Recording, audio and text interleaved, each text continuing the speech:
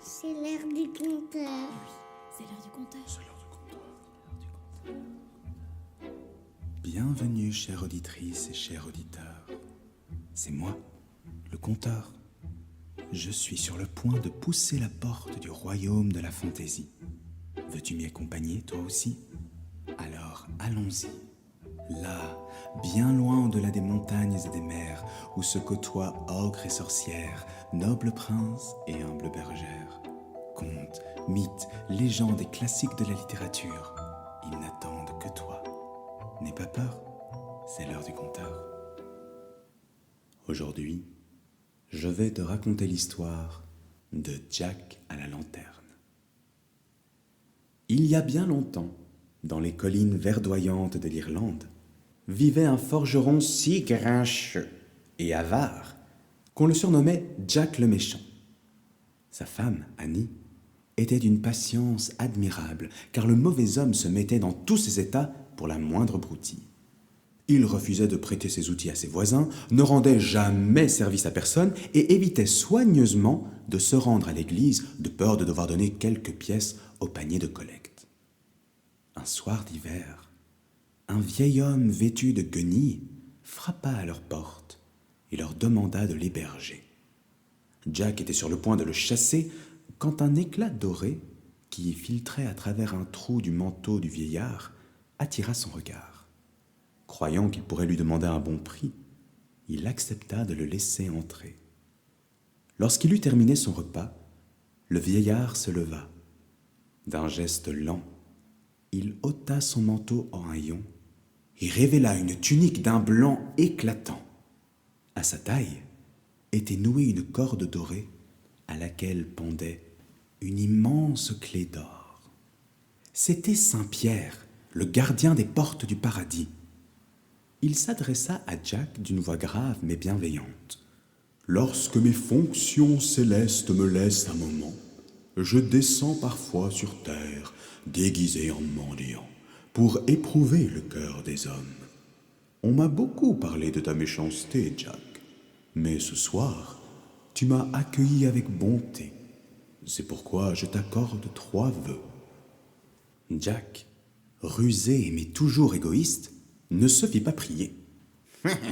Je veux que tous ceux qui s'assoient dans ma chaise à bascule sous le porche y restent coincés jusqu'à ce que je les en délivre. Je veux que quiconque touche à mon soufflet s'y trouve collé comme une mouche dans la mélasse.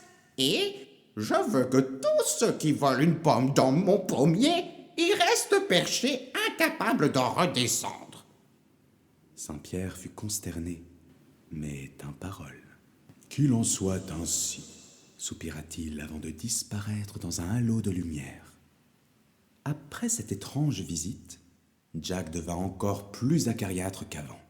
Les gens l'évitaient et on disait de lui « Ce Jack-là, il est presque aussi méchant que le diable. » Ces paroles parvinrent jusqu'aux oreilles du diable, porté par un marchand ambulant qui s'était égaré et avait fini sa route dans le gouffre profond où se trouvait l'enfer. « Presque aussi méchant que moi ?» grogna le diable. « Ah, nous allons voir ça. Croque-nuit, Son fils cadet arriva précipitamment. monte sur terre et ramène-moi ce forgeron. » Le lendemain matin, Jack le méchant martelait son enclume quand Croque-Nuit fit son apparition devant lui. « Bonjour, Dit-il en se plantant devant Jack. papa dit que tu dois venir avec moi. Très bien. Répondit Jack en faisant semblant d'accepter. Mais d'abord, je dois finir cet essieu de brouette. Et tu sais ce qu'on dit, hein, il faut battre le fer tant qu'il est encore chaud. Battre le fer pendant qu'il est chaud, battre le fer pendant qu'il est chaud. » Chantonna le petit diable en sautant de joie au rythme des coups de marteau de Jack. Mais bientôt, le petit diable se lassa et grimpa sur la chaise à bascule de Jack. Il se mit à se balancer si fort qu'il faillit tomber à la renverse. Lorsqu'il voulut s'arrêter, il découvrit avec effroi qu'il était coincé. « Oh, monsieur le forgeron, arrêtez cette chaise, je veux descendre !»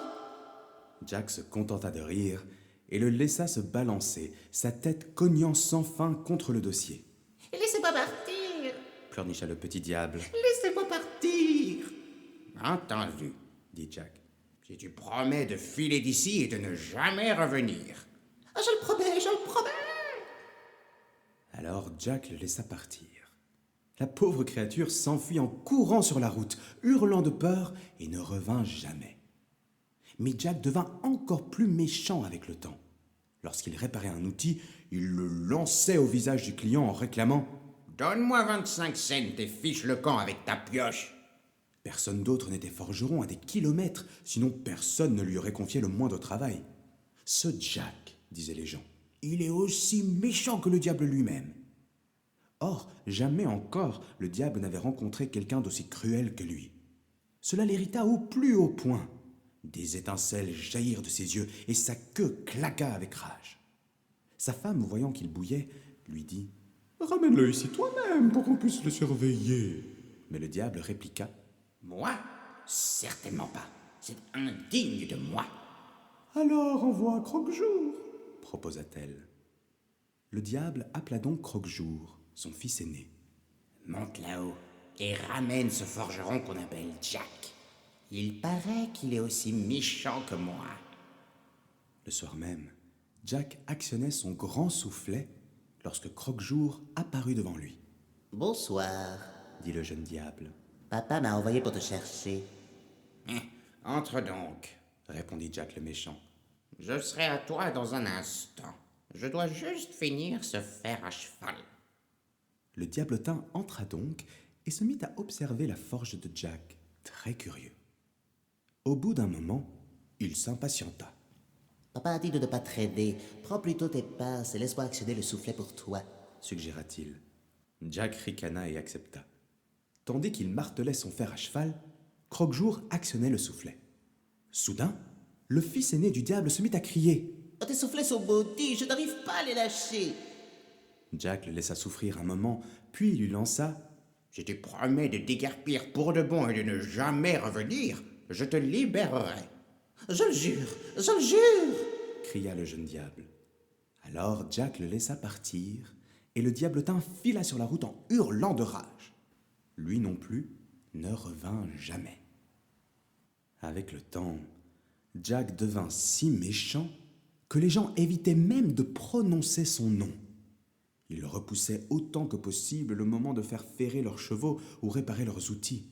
« Ce Jack-là, disait-il, il est pire que le diable lui-même. » Lorsque le diable entendit cela, il devint livide. « C'est ce qu'on verra !» hurla-t-il. Ses yeux lançaient des éclairs et des flammes sortaient de ses narines.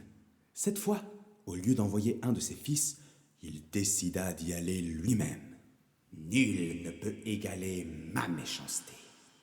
Sa femme tenta de l'apaiser. « Prends garde à toi, ce forgeron semble difficile à berner. » La nuit du 31 octobre, Jack travaillait à réparer les dents d'une fourche quand une ombre se profila sur le sol de son atelier. Il leva les yeux.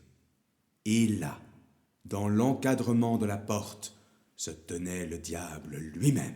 « Jack le forgeron !»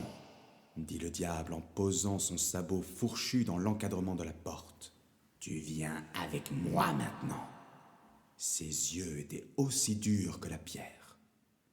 Jack vit bien que cette fois, il ne pourrait pas se tirer d'affaire aussi facilement.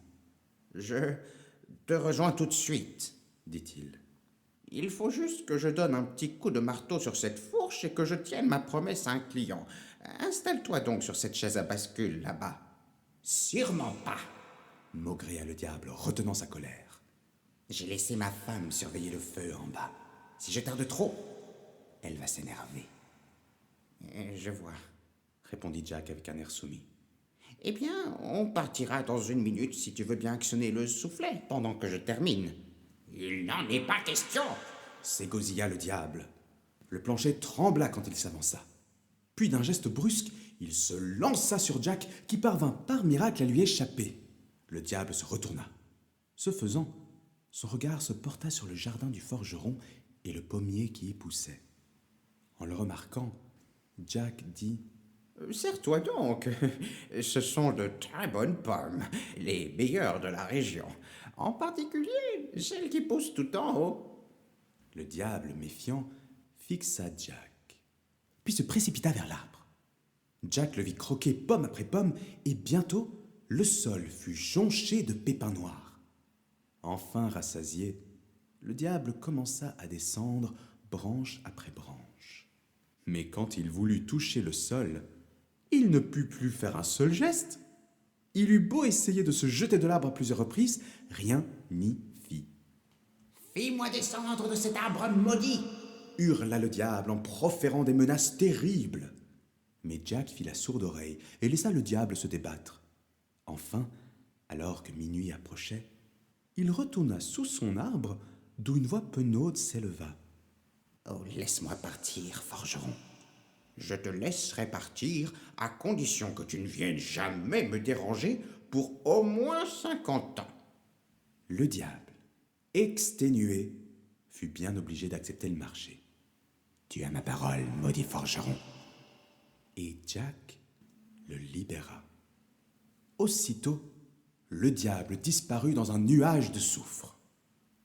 1 an plus tard, cependant, un mal soudain s'empara de Jack et il mourut. Annie ne le pleura guère et personne ne lui en voulut. Dès qu'il fut enterré, Jack ressortit de sa tombe, son marteau à la main, et prit la route du carrefour de l'au-delà, d'où bifurquait un chemin menant au ciel et l'autre à l'enfer. Il emprunta celui qui menait aux portes du paradis. Là, il tenta de se faufiler par les barreaux de la grille, mais Saint-Pierre, qui l'avait reconnu, lui barra la route. « Un instant, Jack. On n'entre pas au paradis de cette façon, » dit-il d'une voix grave. Le saint ouvrit alors son grand livre d'or, où sont inscrits les noms des âmes sauvées, tandis que le forgeron l'observait d'un œil mauvais. Après un long silence, il referma le volume et déclara d'un ton sans appel : « Je regrette, Jack. Ton nom ne figure pas ici.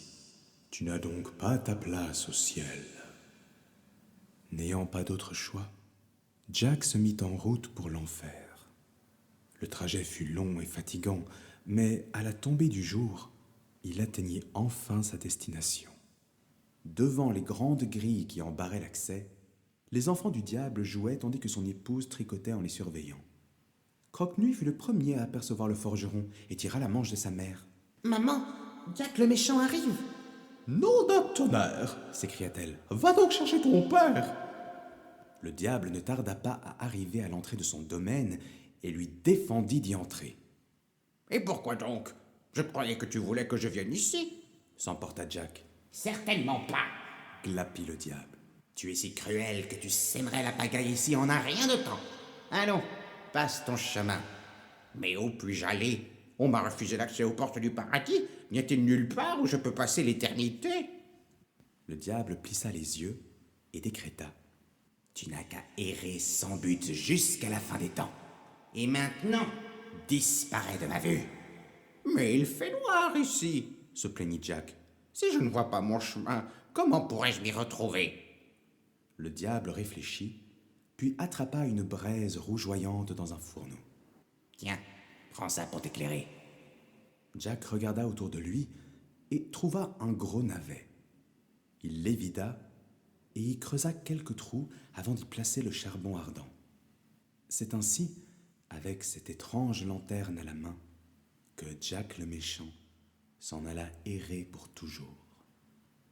Depuis ce jour, le fantôme de Jack fut souvent aperçu, errant sans but à travers la campagne irlandaise. Et chaque fois que l'on voyait une lumière étrange au loin, les gens disaient « Ça doit être Jack à la lanterne !»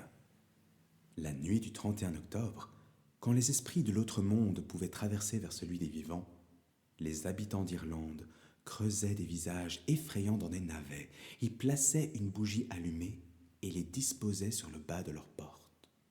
Ce rituel visait à tenir Jack et les autres esprits malfaisants à distance. Avec le temps, les navets furent remplacés par de grandes citrouilles, plus faciles à évider, en mémoire de l'âme damnée du forgeron, condamné à errer pour l'éternité.